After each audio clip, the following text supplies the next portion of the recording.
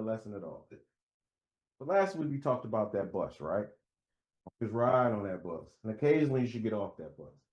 But I didn't want to just leave you at getting off the bus. When you get off the bus, sometimes, and I'm gonna show you how I paint a picture, but take in the scenes. Don't just get off the bus and say, well, I got off the bus. And this was a beautiful place. Because I remember when I used to travel, I used to just go there just to go there.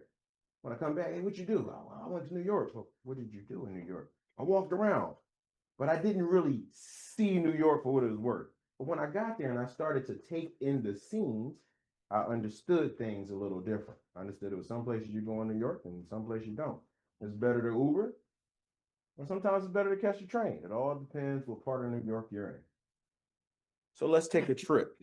Let's get off the bus a little bit here and go on a scenic route. But I pose a question first. What is the shadow of death? Hear it. We say it. It's in the Psalms, right? The shadow of death. Right? We talk about it. Is the shadow of death? I'm about to die. If that's the case, we all linger in the shadow of death, right? Death ain't came and quite hit us, but it could catch us anytime. I say that to say, when we think about what is the shadow of death, if we don't ever get off the bus and really look at the scene, we might come up with our own misconception of what the shadow of death is. We might literally stay there and say, I'm petrified because death is always looming over my head. But we are not in the shadow of death. And I say that to say this. So here, stick with me. This is where my other half of the brain was, and it's finally catching up. I think the other half is still singing that song. Oh, who's he? For me. Got it. You got it. You was there with me. We was vibing together. I saw you. Don't. So let's look at the shadow of death. The Bible mentions the shadow of death in several passages. I'm running through them. You don't have to go to them. In these passages, Psalms 23, of course, but it's also mentioned in Matthew 4:15 through 16, 15 through 16. But what does this phrase mean? Let's look at it a little bit. In Matthew 4:15 through 16, the phrase shadow of death referred to Galilee region, which was considered a place of spiritual darkness and a need before Jesus' ministry. The area included a region at the Sea of Galilee and where Jesus brought light and hope to living darkness. So we stay on a bus, we might get off in Matthew and say, oh, that's Jesus, our King. But we see that it was a light bringing darkness because we're starting to look at how the scene unfolds as we step off the bus. And because technically, we actually got off at 2 stops. Remember that brain I was telling y'all? How many people got off at Psalms and Matthew?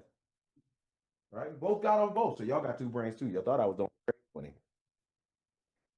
When we see this, we understand it as we walk through this place or have walked through a spiritual darkness, which each one of us before Christ did. In a city where we talk about Christ went and gave some of his best ministry, Galilee. Actually, he left Jerusalem. They heard what he did in Jerusalem when he went to Galilee. It was like, we want some of that too.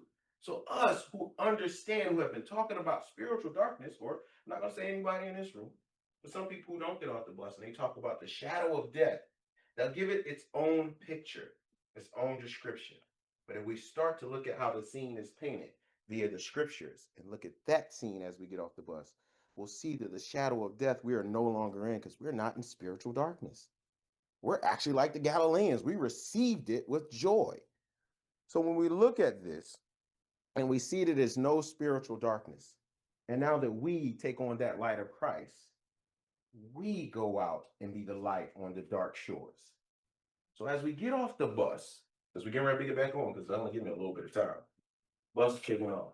But the beauty of it is, next time you get off the bus and you have an opportunity, find a scene, paint it, see how it looks, how it applies, and how it feels. Because the heart and the mind are in one, and Christ has given us understanding past just looking out the windows and just getting our feet on the ground. All right? Thank y'all for allowing me to share that. We'll go ahead and get my seat on the bus and enjoy the ride.